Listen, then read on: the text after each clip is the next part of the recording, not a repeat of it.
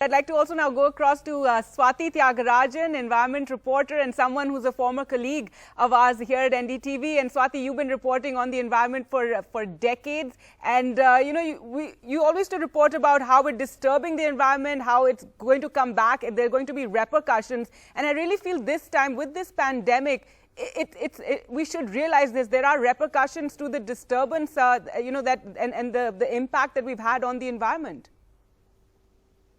Absolutely, Gargi. And since you've done many of the stories with me, and we've spoken about this a lot, that is fact. So just from in the 5 weeks of lockdowns, just if you take India, for example, what you've seen, the Dhauladars visible from Jalandhar, some part of the Himalayas visible from Saharanpur. The Ganga, the water in Rishikesh and Haridwar in certain areas have actually been certified as drinkable by the Pollution Control Board. The Yamuna in Delhi city flowing without that almost radioactive sludge on its surface, and blue skies, and your AQI showing you numbers of 25 and 30 for PM 2.5 when it should be over 100 at this time of the year. And we've seen properly hazardous air quality. And what that has shown very, very clearly is that industrial activity, number one, and our own human carbon footprint, these two factors have actually done all the damage that we see in a big way.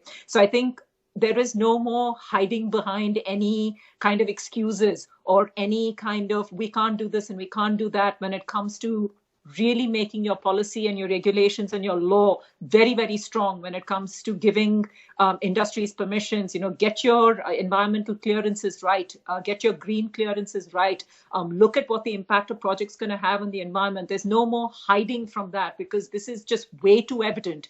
That lax laws when it came to pollution control and pollution, and lax laws when it came to how industries functioned and how not much penalization happened, and also our own lifestyles. It's not just industry, it's us, urban lifestyles, the kind of damage we've caused. I don't think we can hide from that anymore. And I think, if anything, this should teach us that we have to have stringent laws in place which need to be followed to maintain these gains that we've made. Because if at the end of lockdown everybody rushes out of the gate like race horses trying to make up for lost time, then we're going to be back to square one very, very quickly.